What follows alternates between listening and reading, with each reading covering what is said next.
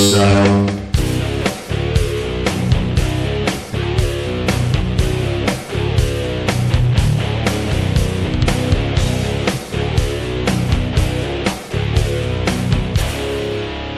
What's up, everybody? Well, it looks like I'm going to have to delay the stuff I had planned for this weekend because of a little something that's come up.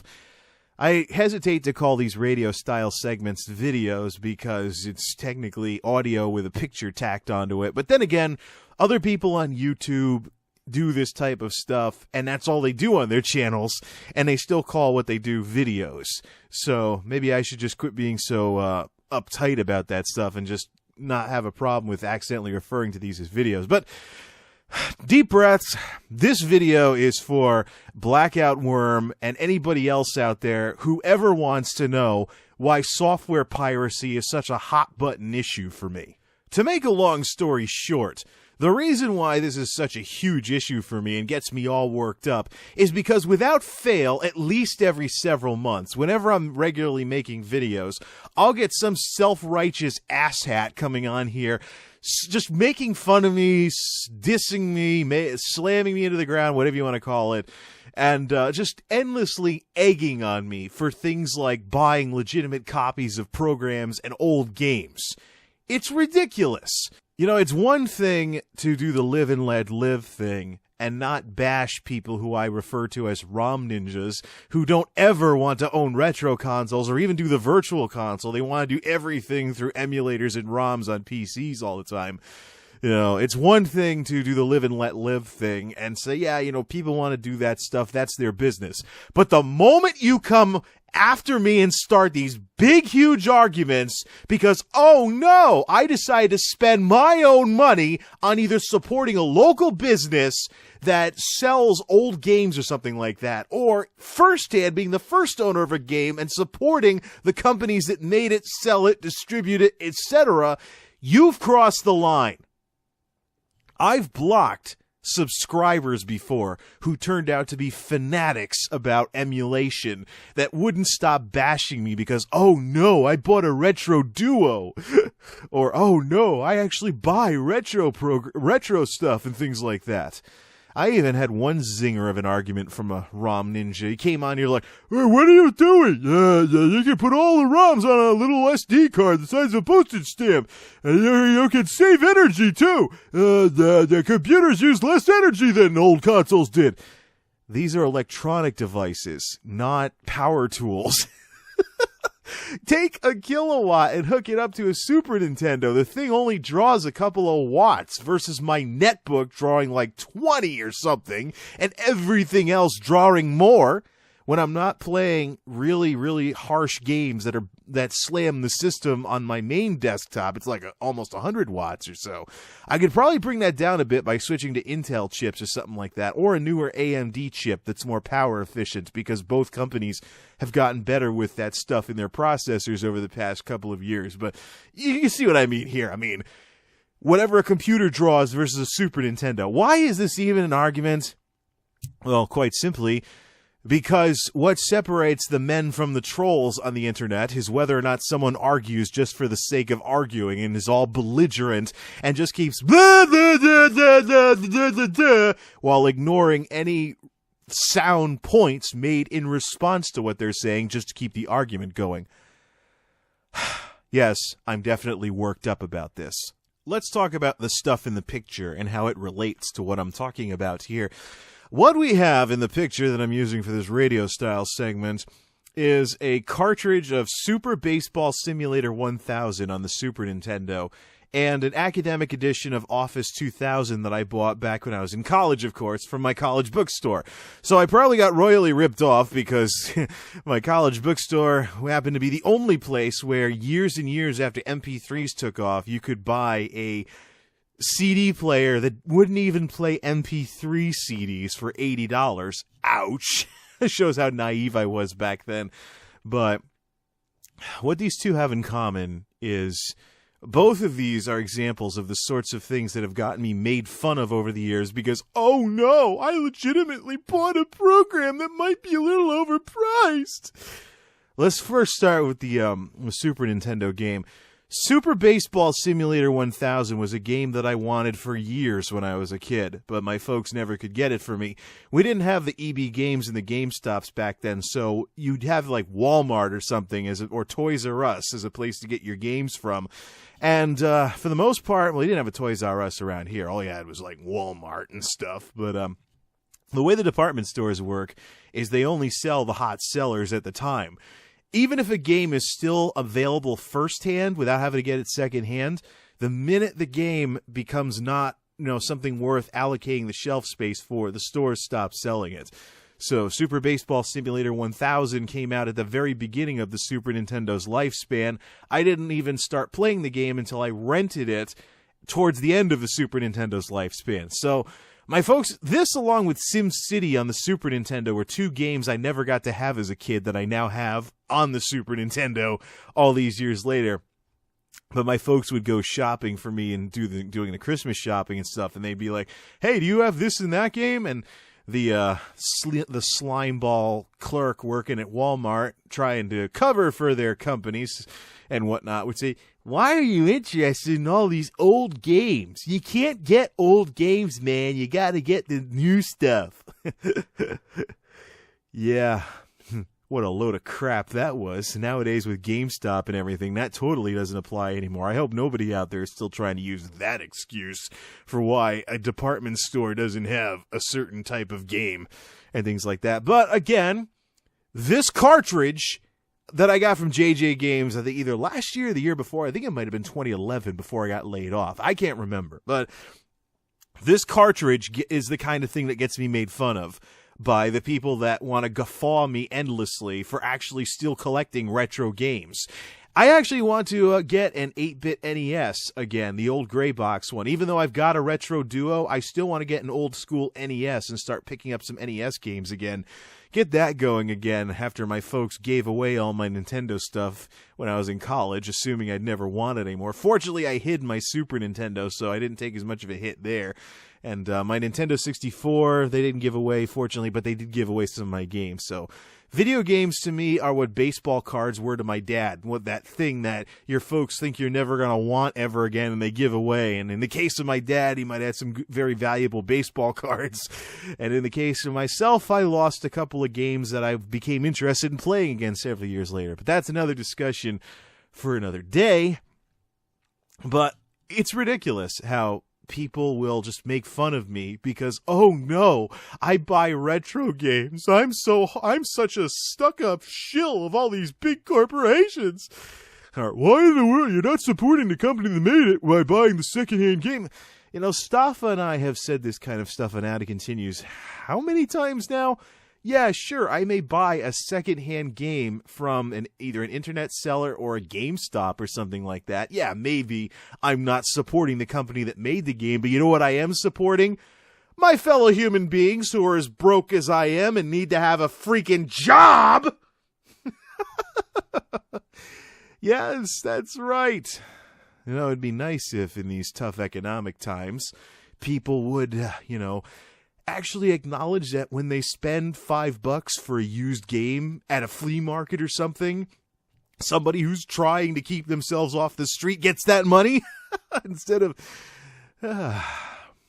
it's crazy. Even I didn't think of that as a way of supporting the local economy by helping folks who need jobs have a job to go to in terms of things like buying at GameStop or something like that. I know GameStop is just as messed up as any other company that doesn't know what they're doing, but you got to draw a line between what an organization does and the local people who work for that organization. You can't just assume that what happens at the home office is everybody's attitude everywhere in the organization. And a lot of times, yeah, sure, a lot of people who have jobs at companies match the kind of culture that the company has going on. But you can't assume that for everybody. And these people that roll their eyes as they try and get me to subscribe to magazines or something like that, or pre-order a game when I go to GameStop. Yeah, they're just trying to make a buck too. They're getting paid about as miserably as I am right now. So, these are fellow human beings we're talking about here. It's, it's always a good idea to be good to others like that. Especially when nobody has any money and people are complaining about, oh, there's no jobs, there's no jobs, there's no jobs. Yeah, well, where are you sending your money when you purchase stuff? Are you sending it halfway across the country to some e-tailer somewhere, or and then complaining that there's no local jobs because nobody buys local? The tangled web we weave in the name of getting cheap stuff. Because all we want is stuff that's cheap, cheap, cheap, and more cheap. So that's what's going on with the baseball simulator thing. This is the kind of thing that gets me made fun of because, oh no, I collect retro games. I decide with my own hard-earned money what I'm going to do with it, and it's not like I totally hate emulation or anything. I mean, I do have some virtual console stuff, and I do, I'll acknowledge that there are circumstances where emulation is better than the original platform if no other options are available. Like, for example, all those old Nintendo games that didn't have any save feature in them. And so you had no way to. It was long enough to be a game that you wanted to save your progress in, but other than leaving the Nintendo on for hours, you never had a way to save your progress. You know, of course, emulation starts making sense then, or games like Seiken Densetsu 3, the unreleased sequel, or at least here in North America, of Secret of Mana, and stuff like that. But I've seen so many emulation blunders, both on emulators like ZSNES and on even commercial emulators like the Virtual Console, that I don't want to be one of those people. It's like those people with emulators for the Nintendo 64 that did reviews of Superman 64 and the emulator screwed up and the sky was purple. I mean, that's one of those deals where and then they go, the Ret Super A guys have made fun of folks who do bad Let's Plays on emulators where, like, the game's playing at the wrong speed or it's lagging out all over the place even though it's offline and stuff like that. So, yeah, it's probably better for me to have the real deal. Even Famiclones are screwing up. Like my own Retro Duo, as I mentioned in the David Crane's Amazing Tennis Play Some Stuff that was a tribute to the AVGN a while back, it actually doesn't render the net properly, so it's a graphical glitch because of it being played on a Famiclone. And then, of course, you have all those Yobo boxes that can't get the sound right in NES games, and it switches two of the synthesizers around, so, you know. In many ways, emulation has failed to properly recreate the original experience of playing on the original hardware. And I've heard and it's not that I totally hate emulation. I mean, I do have lots of Virtual Console games. I'm also going to buy some PS1 classics from the PlayStation Store. Right now, the PlayStation Store downloadable onto PS3 is probably the only way you can get Final Fantasy VII without paying a collector's price for it. So I'm thinking I'll just download that game as well. It's not like I totally hate emulators. But if I have the option of supporting a fellow human being via a retro game purchase, I'm going to do that. And it's my money, and you better not try telling me what I'm going to do with the money I busted my ass for. So, and plus, you know, it's good to help other people out in these tough times, you know, by actually giving them reasons to keep their businesses open. Like, stuff like that. Plus, software's too expensive. Really? This cartridge cost me $5. That's less than even some used games in the current gen at GameStop. For a game I still find enjoyable today, even though it came out back at the very beginning of the 90s. So, it's just some stuff to think about. Plus, as I mentioned to Blackout Worm in the comments on that SimCity thing that I did earlier, there are times, of course, when non-traditional distribution, or even piracy helps things become popular, and folks don't monetize something that they're releasing as much as other people want them to. They get laughed at, but then they make a bundle afterwards. There are times when that happens, but we all need to acknowledge here, no matter which side of this debate we're on, that there are times when piracy hurts stuff, and it happens.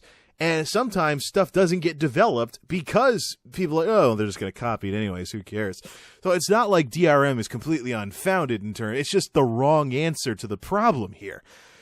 Let's take, for example, RPG Maker. I recently purchased RPG Maker VX Ace on Steam, and it's probably the first version of RPG Maker that I'm going to use on a very regular basis. Now, how come for a series that's been popular for over 10 years... why is it that only now is there finally an English release of this Japanese program that isn't crippled by DRM like RPG Maker XP was that I was talking about earlier. Because people were copying RPG Maker 95, 2000, and 2003 all around the darn world for years.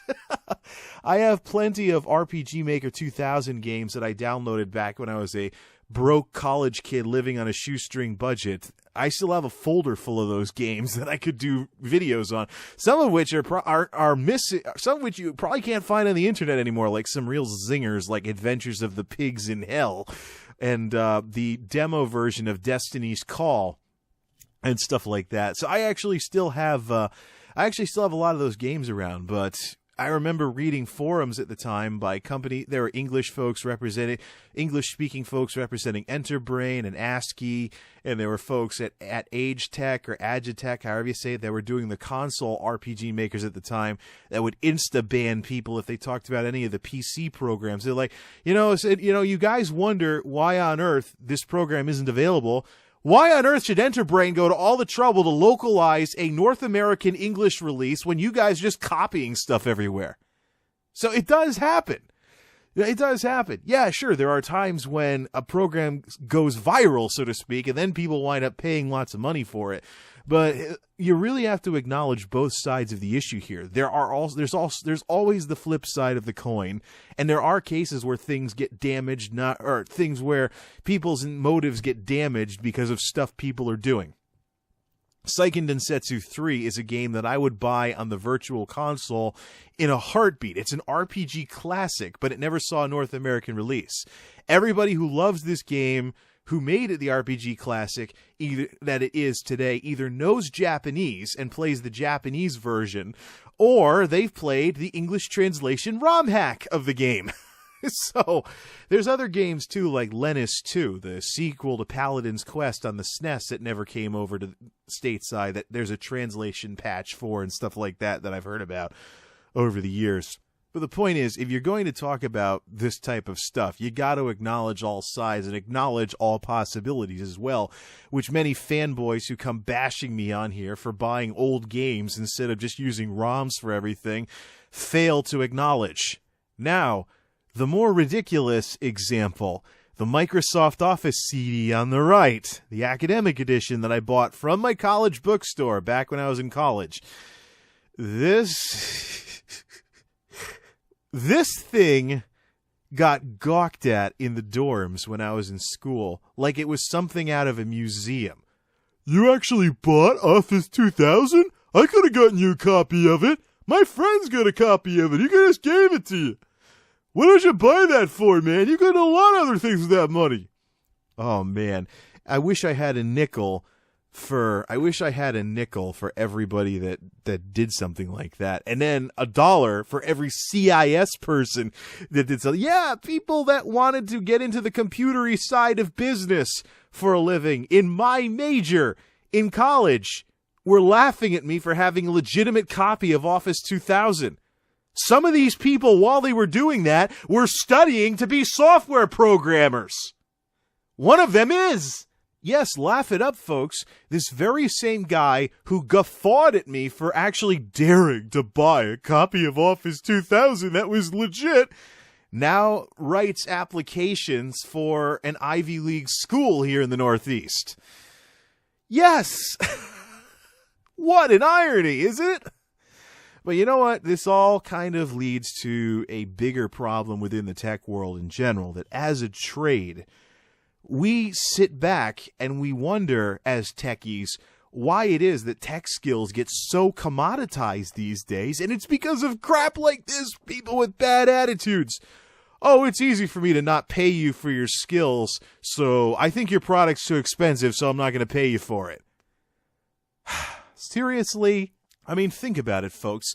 You bust your ass learning a trade, going to school, doing what all those for-profit college commercials tell you to do. Get an exciting new career by coming here and paying us lots of money to study for your degree. You go to all that trouble to try and learn a trade, and for what? Somebody sticks their nose in the air at you and is like, you know what? It's easy not to pay you for what you did here, so I'm not going to. What an insult. Can you imagine what would happen if we tried doing this to some other trades out there? Like, imagine most, like, trade unions and stuff like that. Plumbers, carpenters, contractors, electricians. Can you imagine the uproar that would come from some of these trade unions out there if people started telling you, you know what, I think you're overpriced. I'm not going to pay for the services you do. Yeah. There's some plumbers I've known over the years would, like, bang you in the knee with their wrench and say, what? Say that again? If it was any other trade, we get like an uproar. We get union strikes, protests. People would go to the government and be like, hey, we need more laws so these people can't do this and stuff like that. But but the tech world, people that work with computers, people that design software, people that do all this stuff, this techie stuff, they just got to shut up and take it. Ludicrous. And I'm not talking about the rapper. Absolutely ludicrous. Seriously. It's stupid. You know, it's one thing when tech skills are commoditized because of things like companies making computers cheap and throwaway and computer technology developing, like what happened with PCs. PCs these days are very throwaway. Even the most basic piece of junk will do the basics like email, word processing, internet, office functions, etc. You know, even the most basic piece of junk will do that nowadays. But people wonder why. It's one thing when skills get commoditized because of stuff like that. But when you've got, say, you can design a shareware program and nobody ever buys the license for it, and people get furious because you release a time-limited demo of something that they then want to crack or something like that, you know, it really does take the wind out of your sails, especially if you're the tech equivalent of a starving artist, someone trying to desperately make money off of shareware programs. You know, I've bought some shareware programs over the years that some of these people with their stuck-up attitudes that make fun of me for having this legit copy of Office 2000, that some of those people would have guffawed at me for. Especially, some of these programs even have free versions that I could have used indefinitely instead of actually supporting the person that coded the thing. But I'm not like that. And if you, anybody listening to this, want to be that person that wants to just download everything and crack everything and stuff like that, that's your business. But the moment you go attacking or starting huge arguments with people because, oh no, they're not doing the exact same thing as you, you've crossed the line. And you should expect a response. Sometimes a ferocious one. In the case of myself, I'm seriously considering retiring from technology professionally and just pursuing a straight-up management career running stores and other businesses for the rest of my life because of the crap that's going on with the tech stuff that I'm into, the commoditization of PC skills and things like that. Let me just say that one of the biggest failures of my high school guidance counselors as I was going off to college was their absolute complete inability to tell me the difference between majoring in computer science and going to a business school and majoring in computer information systems. I now know that difference, and I'm glad I've got the business degree instead of the CS degree. Also, I went to a technical high school. I wound up taking electronics because I originally wanted to be in the computer repair shop, but they made it post-grad only right after I started there, so I was stuck taking basic industrial electronics instead.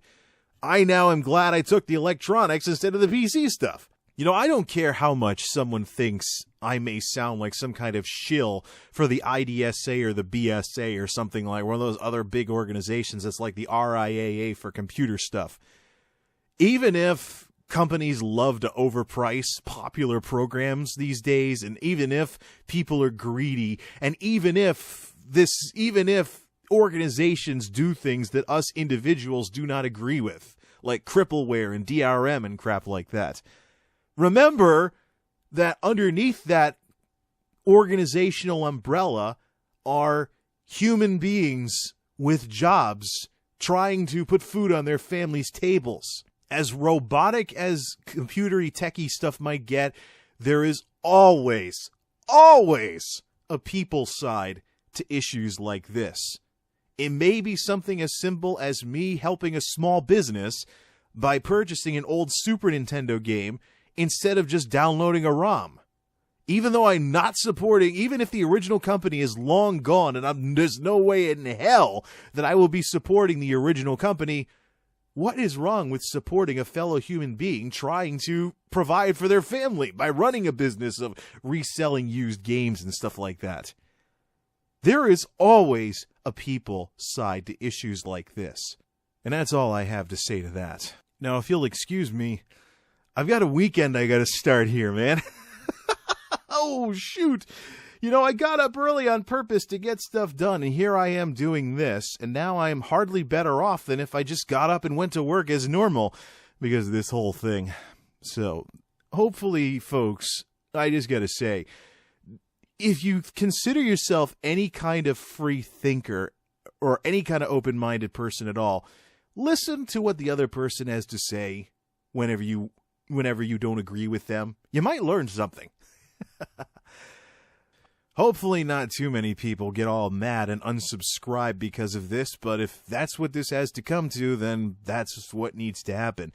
C'est la vie. People will do all kinds of stuff these days, and it's not always what we'd like them to do. But that's just the way people are. Until next time, this is MultimediaJay signing off. Thanks for listening, and thanks for stopping by.